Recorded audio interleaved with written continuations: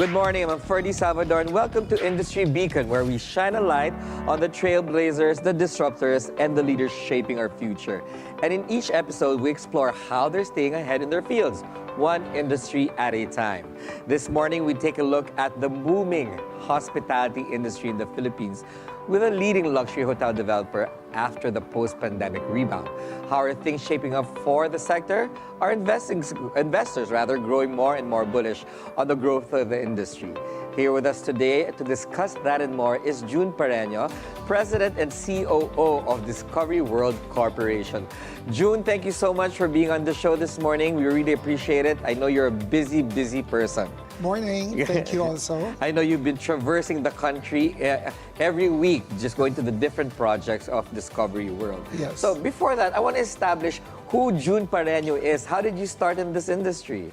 Oh, I started in the industry as by accident.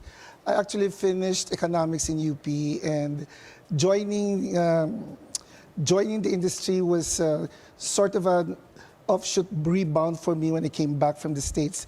And I started looking for a job. And Mandarin Oriental Manila, At that time, Mandarin was still there. Grand Dame took me in immediately, so I never turned back after that. Tuloy-tuloy na siya for the... Yes, and how many years has that been? Oh, okay, that's around 30 years. Well, 30 years, and you've been a COO and president of Discovery World for the past Almost a decade. A decade. Yeah. So 20 years in the making. That's a great feat for somebody that studied economics. Thank you. And I have to say, arguably, Discovery Hospitality, Discovery World, is one of the biggest and one of the pioneers of Filipino luxury hotel resorts chain. We take pride on that. We started Discovery in 2000, and then we are off now to managing other resorts from third-party owners. So we're very proud of our journey. We are in Boracay, in Ortigas, in Makati, Yes. in Samal, in Sipalay, and soon we will be in Siargao and in El Nido. Yeah, I love the evolution of this because obviously a lot of us got hit during the pandemic, especially the hospitality industry. Nobody could fly anywhere. Everything was controlled. How have you bounced back from that? Well, the pandemic was another thing. Bouncing back is we opened Discovery Samal. That's a managed property. And we also opened, right after pandemic, Manami, which is our signature collection brand. And being bullish in the industry is a fact that we're opening Kip and Kin, a new brand of Discovery in Siargao. We will do our groundbreaking next year, next January. So Siargao, here we come. So do you feel like right now there's still a lot of fuel to put into these properties, and then especially the places where you're developing? Definitely, because our two soon-to-open properties are one of the most sought-after destinations in the Philippines. That's El Nido and Siargao. As you can see, Siargao is very famous right now at the moment in the Philippines. So Let me ask you about that, because obviously you're one of the pioneers in Boracay in the luxury level.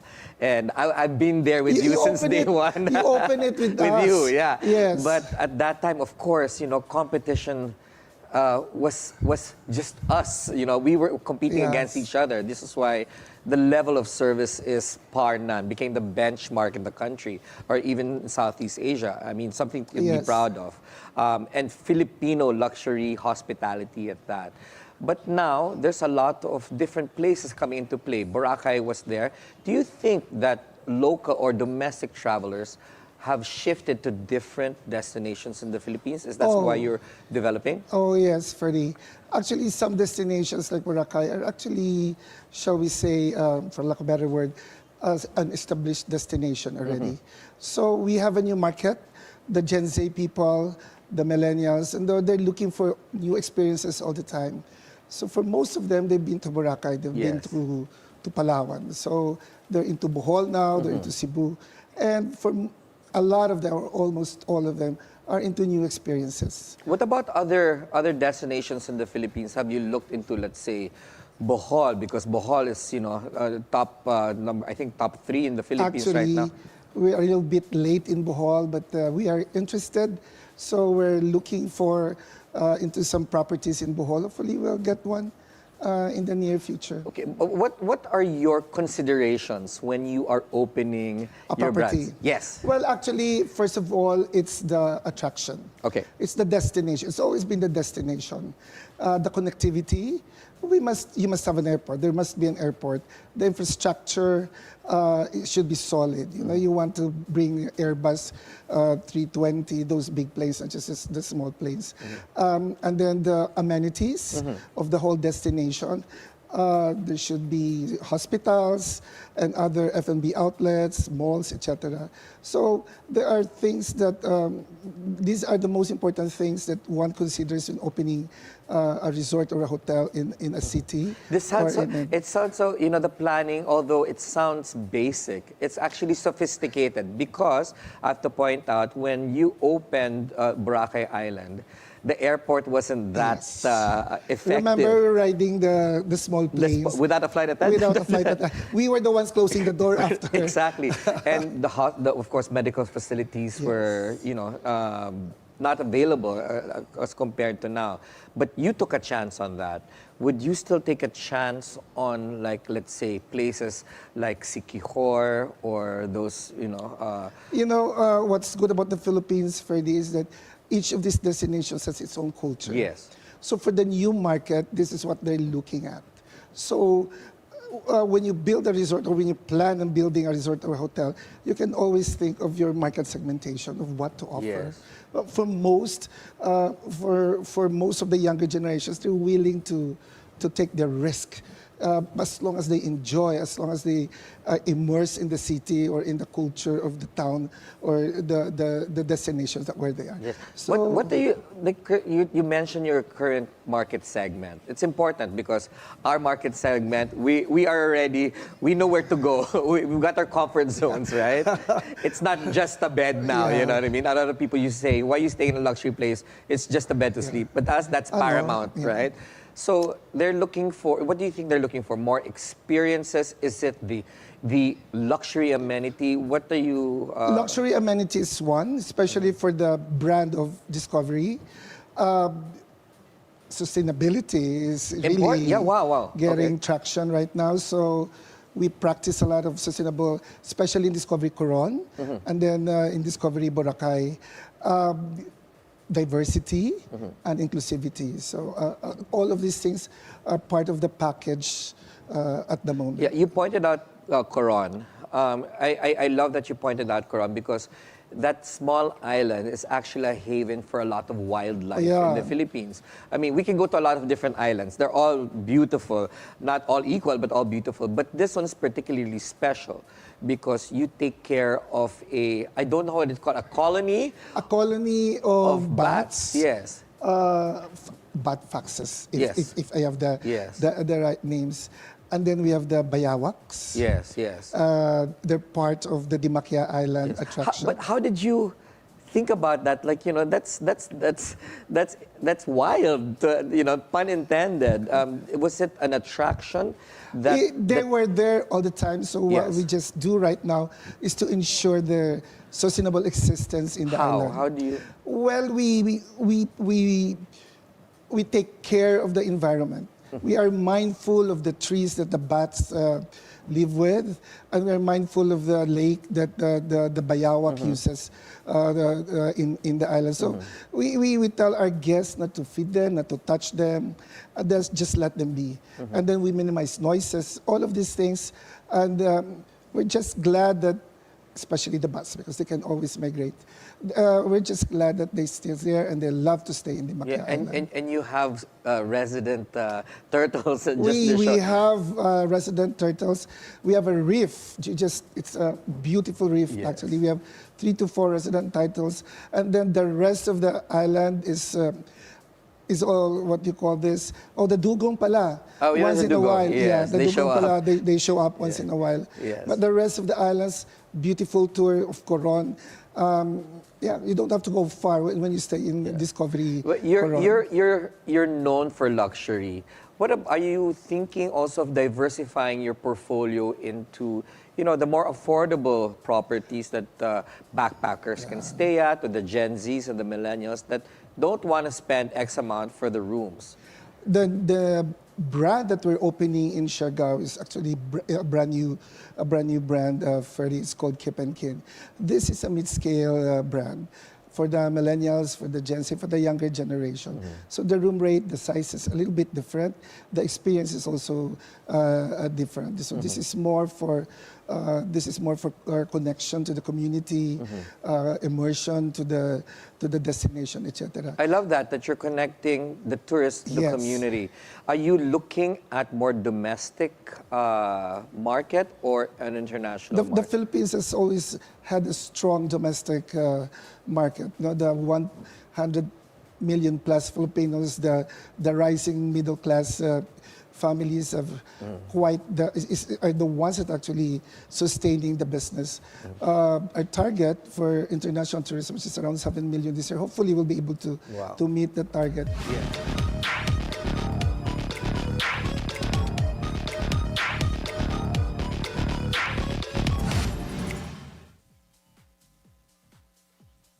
We have some very special guests today, with one of them coming from one of the world's northmost restaurants. Chef Alberto Lozano of Fullest Restaurant recently had an exclusive collaboration with Chef Chele Gonzalez, redefining the boundaries of gastronomic creativity.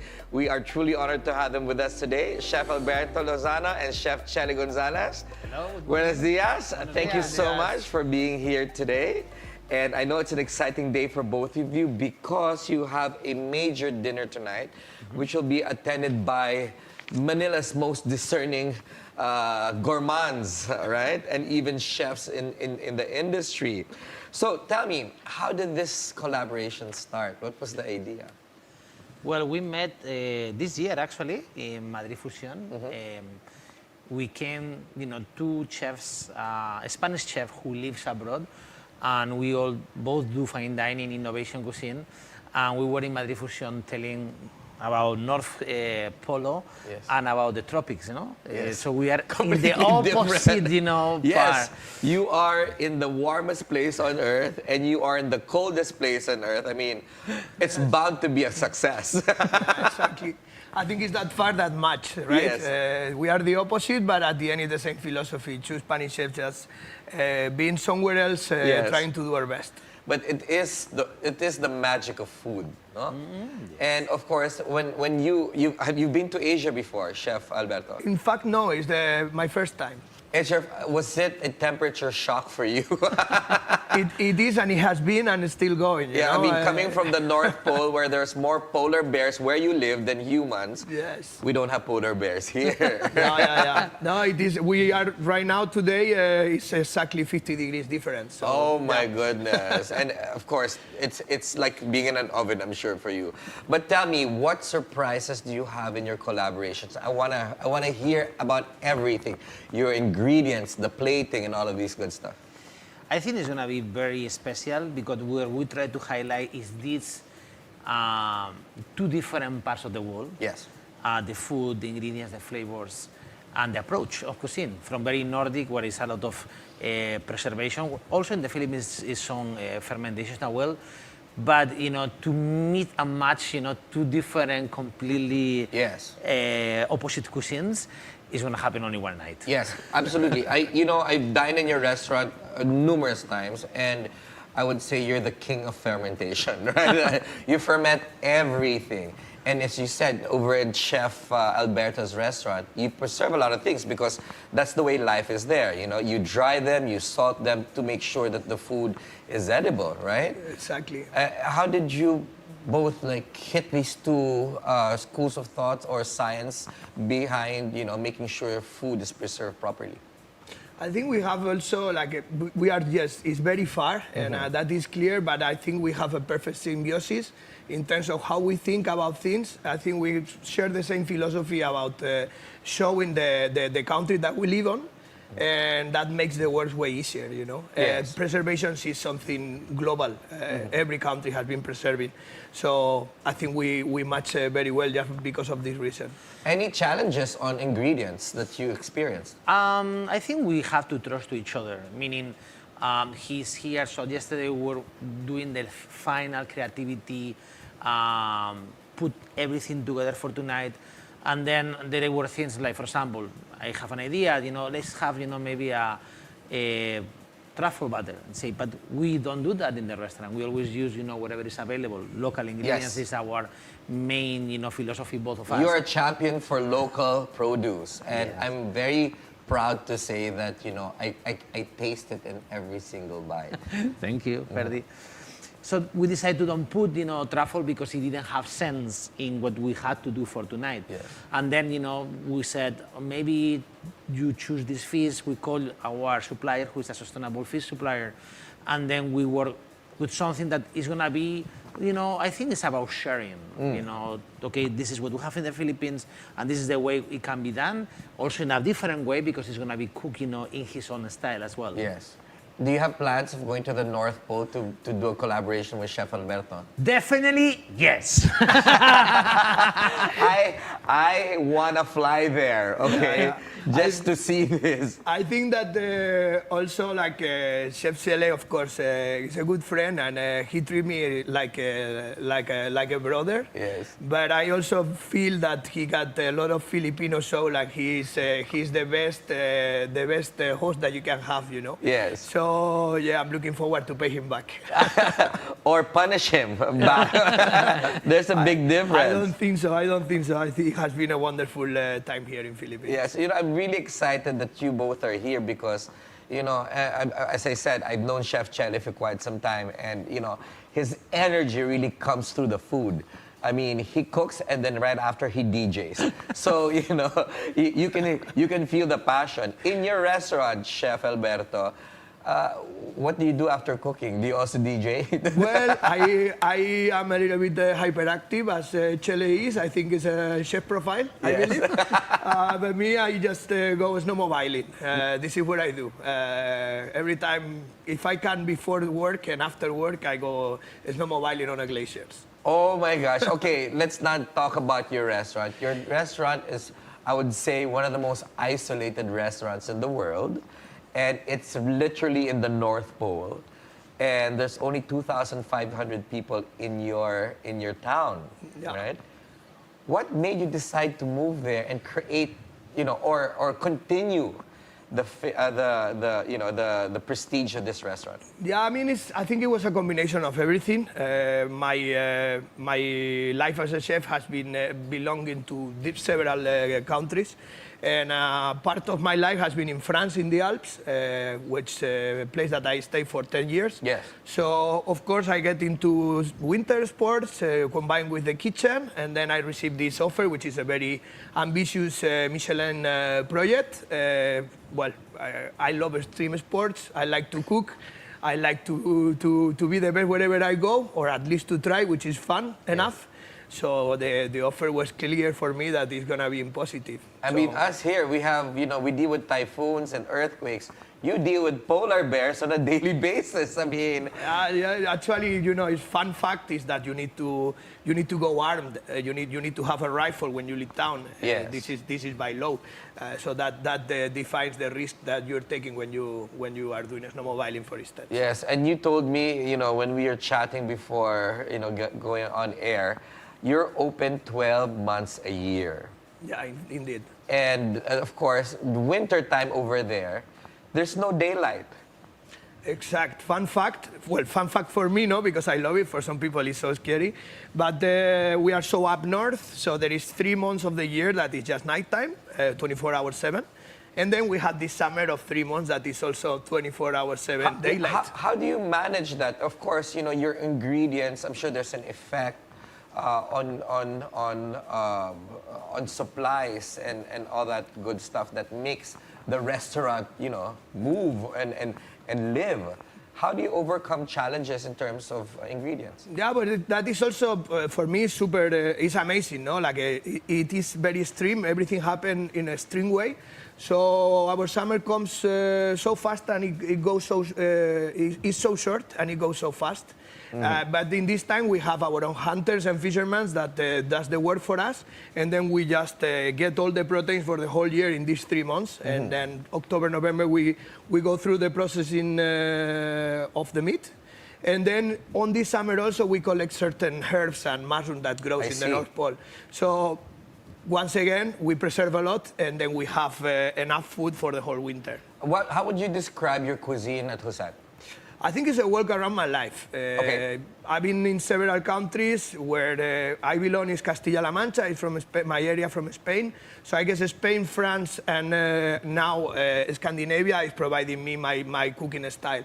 So yes, I consider that this is a good answer, you know, a walk around my life. I like that. I like that because now you just don't define cuisine by a style, like French, Japanese, Thailand, Thai food.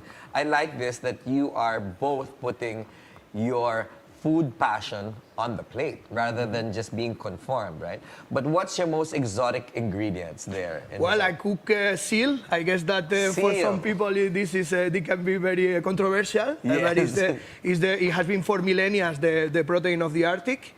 I also cook reindeer that tonight we will taste at gallery. Oh my goodness. We also have a kind of ptarmigan. It's a bird from the north of Europe, but we have this bird that never goes, so stays the whole year in the North Pole. Okay. So this one is will also be presented tonight. And then we have goldfish, we have Svalbard cod, shrimps. So every protein is from there, and every protein is special because it's the northernmost. Yeah, I'm sure in the Philippines you're having a grand time because you can basically get any seafood manageable or you can imagine rather. I'm getting hungry. This is why I can't speak properly. That you can find in the tropics is has the ingredients inspired you somehow to bring back to your North Pole restaurant? Yeah, I think, well, he can't say, but I think it's coming back with what he said, we need to trust each other, right? Yes. So he's telling me what is accurate to use with my methods or the other way around. But yes, I'm amazed by the product that you have in Philippines. It's completely insane. Insane. And who are your most famous diners?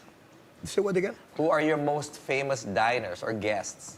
Well, I mean, around the restaurant, we have the Bank of Seal. The Sea Vault is the Bank of Seals of the end of the world. Wow, yes. So this is providing a lot of important people, politicians, scientifics.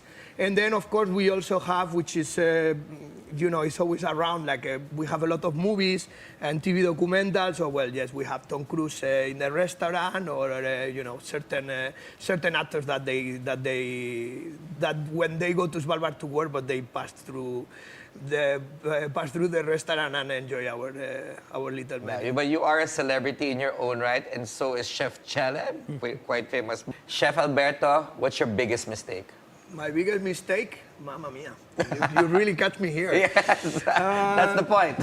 I think I'm pretty happy with what I've been doing in life, but if I can come back, I think I will start even earlier to cook, Nice. I started with 16. I think I could start to cook in a more serious way earlier. What about you, Chef Chele? I think I had done many, but I think from each mistake, I think the most important in life is to look forward and learn something from there and become, your mistake become a success. Thank you so much. Beautiful words. I'm so excited that you both are here. And that is it for today's show. I am Ferdi Salvador. Catch the Bilyonaryo News channel on Free TV channel 31 and on cable via Cignal 24. Thank you for watching the Bilyonaryo News channel. Always on top and keep eating.